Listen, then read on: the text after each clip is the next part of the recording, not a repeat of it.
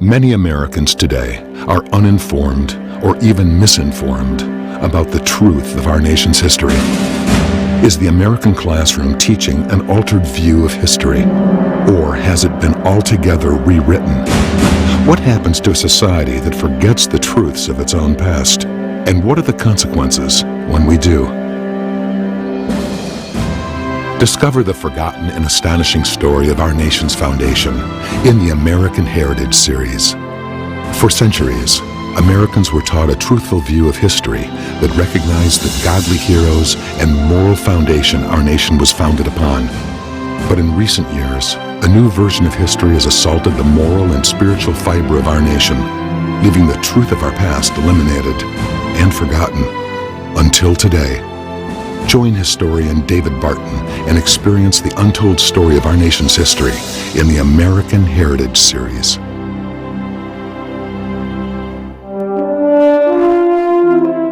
Great historians understand that how we view our history determines the decisions we make in the present and ultimately decides the course of our future. But what happens when we forget the truths of our history? And what are the consequences when we do? Rediscover the astonishing story of our nation's godly history in the American Heritage series. America, this is your heritage. A nation which does not remember what it was yesterday does not know what it is today, nor what it is trying to do. We are trying to do a futile thing if we don't know where we have come from or what we have been about. This is true with America today. We have forgotten where we've come from and what we've been about. And this is especially true when it comes to the role of the church, of ministers and Christians in the civil arena. Strident voices both inside and outside the Christian community assert that Christians never have been involved in the civil arena and shouldn't be now. Many Christians have even embraced this constricting mentality, and they've adopted a compartmentalized view that allows them to express faith and values in church, but segregates those same faith and values from the civil arena. Yet the teachings of the Bible reject this compartmentalized approach to life, and our history proves that for generations, Christians embrace the proper viewpoint. Today, we have an opportunity few others in our history have had, an opportunity to dramatically improve our culture and to be salt and light in a number of strategic areas in the public square. Yet the church will miss this opportunity, and we will fail future generations unless we change our thinking and our actions. To do this, we must first understand the true historical and biblical role of Christians in the civil arena.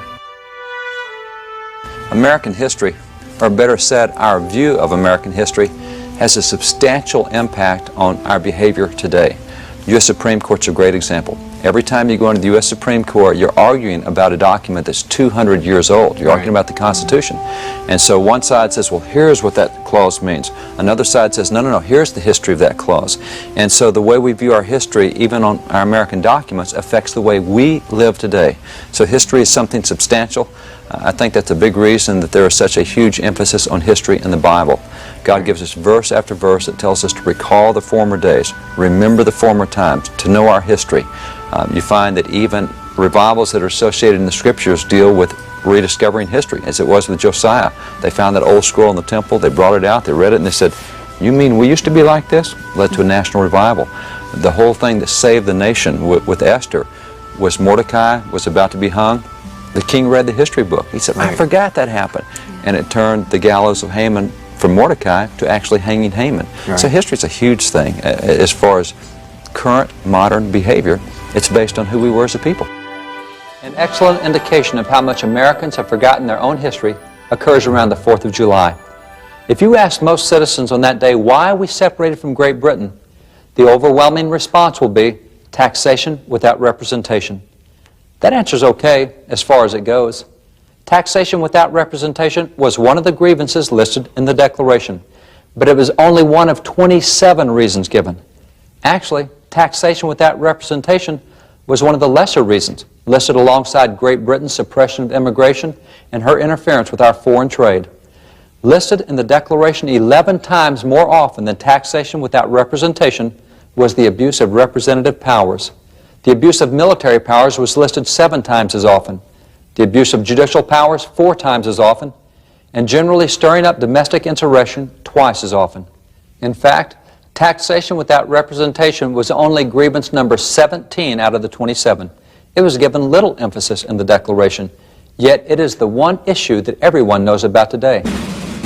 We started changing at least the way we deal with American history in the 1930s and 40s and 50s. We went from a very substantial view of having God involved in American history to a very secular view of American history. We look back in the early textbooks in the 1700s, 1800s. This is one of the most popular textbooks in American history. It was from 1878.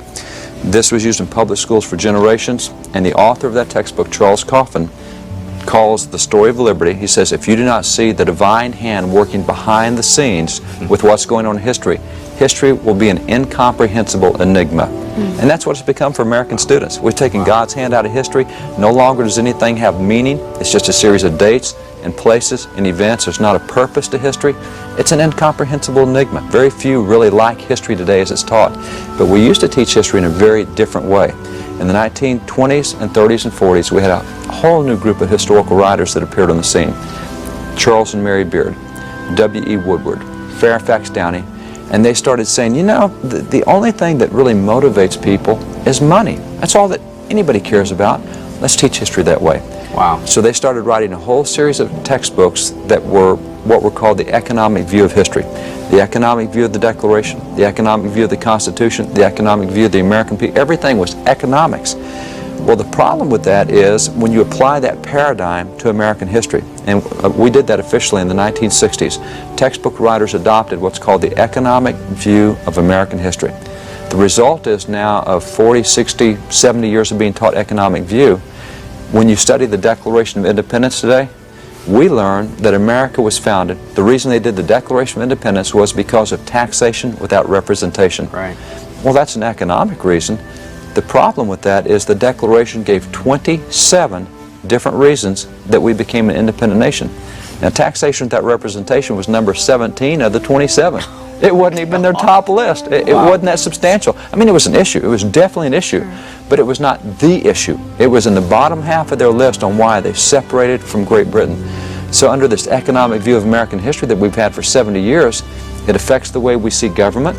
It affects what we think government should be about, what government's supposed to be about jobs and stopping the outsourcing and economics. And no, any given session of Congress deals with between 10 and 13,000 bills a session. Hundreds and hundreds and hundreds of those bills have nothing to do with economics, but we'll never hear that on the news. Wow. And that's the problem we have with American history. We've taught that history deals only with economics. It's all government's about. And it's all we see anymore. So we've lost so much of the moral and the religious foundations. Are you telling me that worldview came in the 20s, 30s with the writers that you described? And what was their point there? Was their point to disengage America from its faith of the founding fathers? What do you think the point was in that slew of different writers? What you find is that in those writers that reintroduced this new way to teach history, they were themselves very secular. People like Robert Ingersoll was the first great well-known atheist in America. And he started advocating that American government has been secular from the very inception. The Declaration of Independence is a secular document. Now, that's nonsense because if you read the Declaration, it acknowledges God 4 times, but he says, oh no, it's a secular document. So starting in 1876, you had a group that was historically called the American Liberal Union. Their whole purpose, they have a platform, a political platform, was to remove God from public affairs, to remove God out of public knowledge, to remove God out of textbooks. That was their platform. Well, a lot of the guys that were writing textbooks that were historians were part of that movement, that secular movement. So as they come into the 1920s, their thing is, we don't care about God's hand in history. Now, you go back to our view of history that we'd had, which is what's often called a providential view of American history. That's what every major historian taught. Right. George Bancroft, called the father of American history. I mean, he taught that God's providence in history is as important in history as the events that happen. Where was God trying to take history? Wow. Daniel Webster has a great quote. He says, history is God's providence in human affairs. And that's his definition of history. So we did not flinch from talking about the fact that when we signed the Declaration of Independence, A lot of the signers signed the Declaration because they said they were pursuing religious liberty. The king would not allow them to have Bible societies. He vetoed their missionary societies. He demanded an established church. They didn't get to pick where they want. And founders said, that's why we're separating. Let me make sure I understand what you're trying to say. Basically, American history was accounted for correctly for about 100 years. Actually longer than that, because you take the first histories we have in America, they start back in the 1630s of Plymouth Plantation. And from 1630 till about 1900, about 270 years, we just told history the way it happened, which meant there was a lot of religious and moral and governmental aspects that were not economic. Right. So 270 years, we taught a full scope of American history.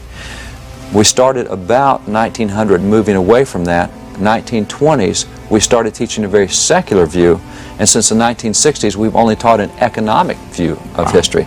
And that cuts out 95% of what happens in history.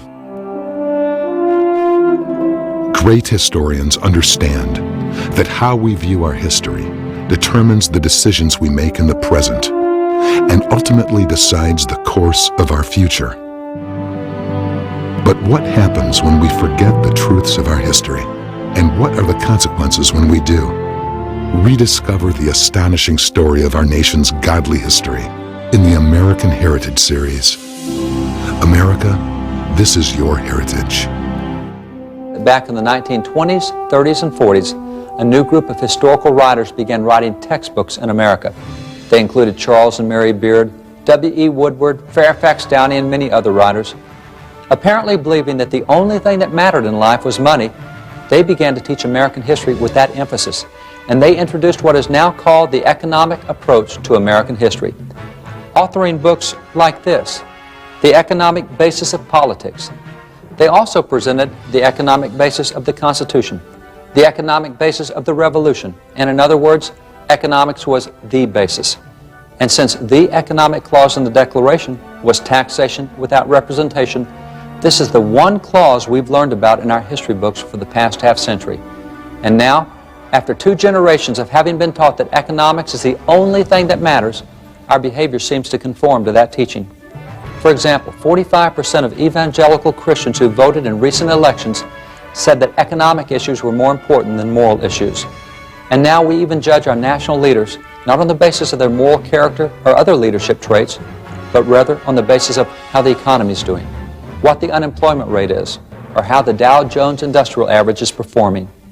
Yet if you read American history textbooks prior to these recent writers, in fact, if you just read the 27 reasons given in the Declaration for why we separated, you'll find a completely different view of history from that which is taught today. You'll find that issues other than economics motivated most individuals. You mentioned that there was 27 separate reasons that the signers basically wanted the Constitution.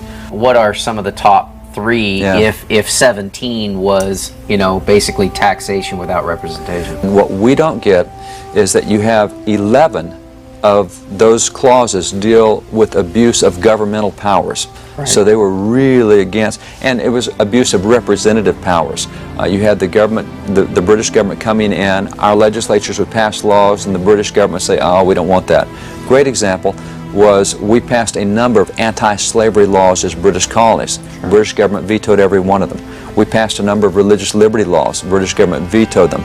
So we called that an abuse of representative powers. We believed in the consent of the governed. We believed in the will of the majority, and Great Britain kept setting that aside. We had 7 clauses that dealt with military abuses.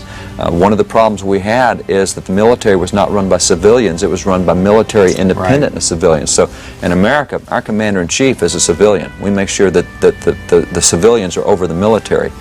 Yet there are 4 clauses in the Declaration that deal with judicial abuses.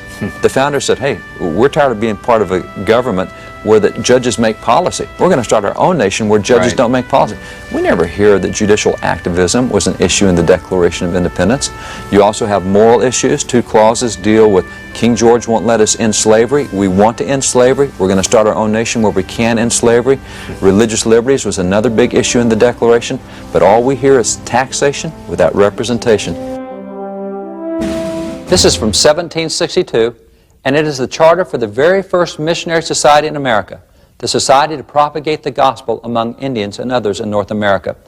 America thought it was a great idea, but King George III apparently thought that it would compete with the work of the nationally established church, so he vetoed the charter. This type of action by the king did not sit well with a number of the founders who wanted religious liberty in America, including the ability to start missionary societies, Bible societies, or Sunday school societies. Consequently, founding fathers like Charles Carroll of Carrollton and Samuel Adams, who became signers of the Declaration, said that religious freedom was the reason they became involved in the American Revolution. And then there was the issue of slavery. In 1774, Pennsylvania had passed a law abolishing slavery, and other colonies were also making attempts to end slavery, but King George III vetoed those American anti-slavery laws. The king was pro-slavery, the British Empire practiced slavery, and as long as we were part of the British Empire, we would also practice slavery. This position by the king was a source of great discontent for many founders. Henry Lawrence, a president of Congress during the American Revolution, protested against this British position. Lawrence proclaimed, I abhor slavery, but I was born in a country where slavery had been established by British kings and parliaments ages before my existence. since the only way for America to end slavery was to separate from Great Britain, many founders decided that separation would be an appropriate course of action.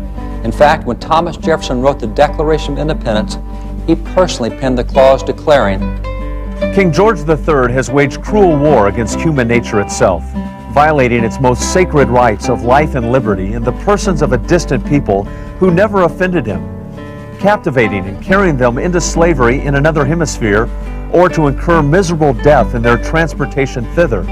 Determined to keep open a market where men should be bought and sold, he has prostituted his negative for suppressing every legislative attempt to prohibit or to restrain this execrable commerce. that is, not only has King George III engaged in slavery in the slave trade, but he has even opposed all efforts to stop it. Ending slavery was so important to so many of the founders that when America did separate from Great Britain in 1776, several states began to abolish slavery, including Pennsylvania, Massachusetts, Connecticut, Rhode Island, Vermont, New Hampshire, New York, and others. So somebody along the line just decided that America should really remember its past and remember its history through the almighty dollar. Right. Is basically what happened. Because that was all that was of importance to those writers. Those particular writers, all they cared, they didn't care about God, they didn't care about religion, morality. What they cared about was economics and gain. And so since that's what they cared about, that's what they wrote about. And you'll find that with most writers, they write about the things they care about. Right. Well, what happened was we allowed them to be really the writers of textbooks for a number of decades. And so what happens in historical circles is you start repeating what other historians are saying. Right. And you pick up their paradigm, and that becomes what the whole universe of historians in that field say, and you forget what your history was. And that's really what they did. Why do you think they chose the economic? Was that really a prevalent thing, and that changed the way that we actually can, our children's reading of history is affected by someone's choice that history should be viewed through the dollar? Absolutely. It has affected that. It still affects that today. If you look at textbooks today, we still teach economic issues as the basis of what happens. For example, when we teach the colonization and the first colonists that came to America in the Virginia colony, if you will look at current textbooks right now, they say that the Virginia colony was founded to search for gold. Well, if you read the charter of the Virginia colony, that is listed down there about issue 22 or 24 or 26. Way up top was the propagation of the gospel. But since we're going to talk about the economic view, we're going to take this issue way down here in the 20s and elevate it to the #1 issue. Wow. And so when you look at the colonization aspects that we have in America today, we say that all the colonists came here looking for land, looking for wealth, looking to get away from economic poverty they had in Great Britain or France or Holland or wherever. That's nonsense. Every single charter for American colonization puts the propagation of the gospel of Jesus Christ. It's a huge thing, but you'll never hear that in a textbook today. That's why it's so important to go back and look at the original documents and not somebody's spin on the original documents. And that's what textbooks do, is spin that writer's view. Great historians understand that how we view our history determines the decisions we make in the present. and ultimately decides the course of our future. But what happens when we forget the truths of our history? And what are the consequences when we do? Rediscover the astonishing story of our nation's godly history in the American Heritage series. America, this is your heritage. Not every state immediately abolished slavery. And it's also true that even though the overwhelming majority of founding fathers were anti-slavery, not all were. In fact, Jefferson's forceful denunciation of the slave trade in the original draft of the Declaration was complained about so strenuously by the delegates from Georgia and South Carolina that his clause was removed from the Declaration and a milder condemnation inserted. Nevertheless, the desire to end slavery was a major factor in the thinking of many founding fathers. In fact, this document is the Constitution of America's very first anti-slavery society, and this society was founded by Benjamin Franklin and Dr. Benjamin Rush, both of whom became signers of the Declaration of Independence. And the date on this Constitution is 1774. This society was founded 2 years before we separated from Great Britain. This was an act of civil disobedience. For King George III had said we could not end slavery, but these two founders ignored that fact and worked to end slavery anyway. In fact, Dr. Benjamin Rush led the anti-slavery fight for almost 4 decades and even headed the national abolition movement. For many founders, their desire to end slavery was religiously motivated. Consider, for example, this speech by John Quincy Adams. He so hated slavery and so crusaded against it that he was nicknamed the great hellhound of slavery for his unrelenting efforts to abolish that evil. In this speech, Adams cites the Bible passage from Luke 4, where Jesus declared that he had come to set at liberty the captives. John Quincy Adams then notes that if this was the goal of the Savior, it should also be the goal of all Christians. They too should work to end slavery. As you can see, issues such as religious liberties and the end of slavery, and a number of other issues, like the removal of trial by jury, the impressment of American seamen by the British, and the placing of the military power above the civilian power, these were important reasons behind the founders' separation from Great Britain. Yet all we hear about today is taxation without representation. Just reminds me of that scripture that James says, where do wars and strife come from? It comes from the lust and the greed of your own flesh. Wow. I mean, look at what we are now living in because of that. Well, we've had this for 70 years. It affects the way people behave. Sure. It affects, for example, Christians, they often call Christian voters the values voters. Mm-hmm. Those values voters, in polling, you look at different groups of Christian voters. They have Christian voters, born-again voters, evangelical voters. Evangelical voters are those who take their faith most seriously. Mm-hmm. They're the ones who live by the Scriptures, or at least say they do in polling.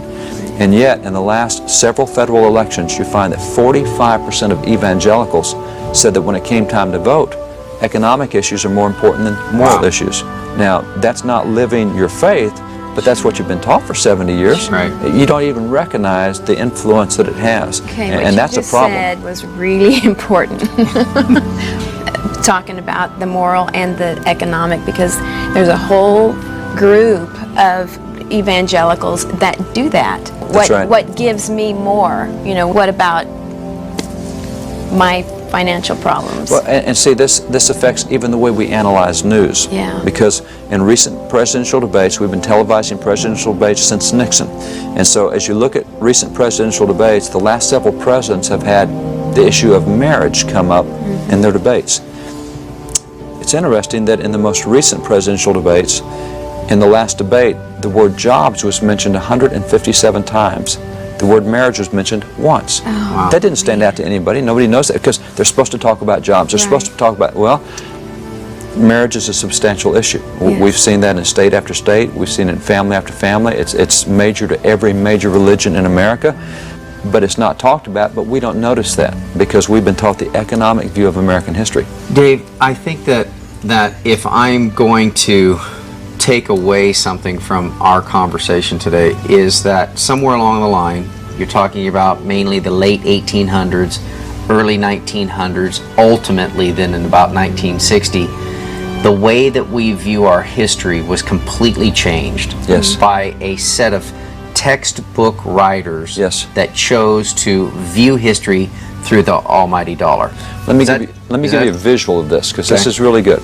Take someone like Alexis de Tocqueville, who came to America in the 1830s.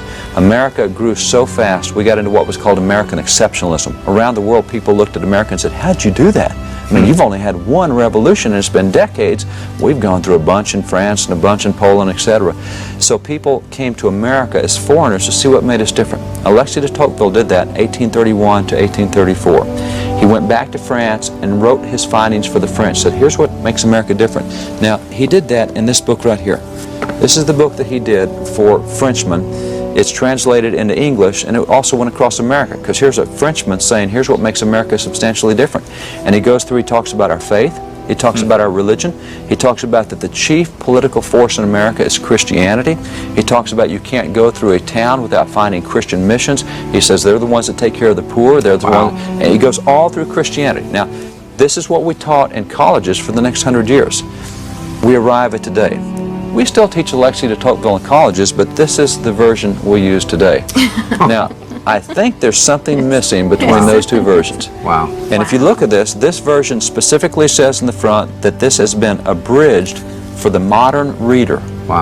Well, what is it the modern reader needs here that we didn't have here? Wow. The answer is, you read this, they've taken all the religious and moral aspects out. All you have is just a recitation of the governmental aspects, the regulatory aspects, nothing on the faith of America, nothing on the morality of America. See, that's the difference between old historians and modern historians, is they cut out that, and that's how much of American history we've lost in this transition of historical textbooks. Wow. So, the way we view history is very important. It is. If we think that government is only about economics, and that's all history is about, that's what we're going to demand from government. Yeah. But if we go back and read the Declaration and say, no, government's also supposed to deal with moral issues, religious liberty issues, it's supposed to keep judges under control, it's supposed to make sure that the military doesn't get out. If we know our history that way, then that's what we expect in policies today. So what we know of history affects the way we behave right now today. You don't want to trust someone just because they write a book. Go back and check their sources. Go back and see what they wrote about. There's a number of books out now that deal with the founding era. The founding era was from 1760 through 1805. You check the bibliography, all their textbooks are written in the 1960s. Now, why would you study the 1760s out of 1960s books? Go back to the 1760s. Yeah. And that's what you look for in textbooks, is that reliance on original documentation. For more information on the American Heritage Series, or to find books and other resources, visit wallbuilders.com. Through the American Heritage Series, renowned historian David Barton communicates our nation's forgotten, godly foundations and encourages us to once again view history through a truthful lens.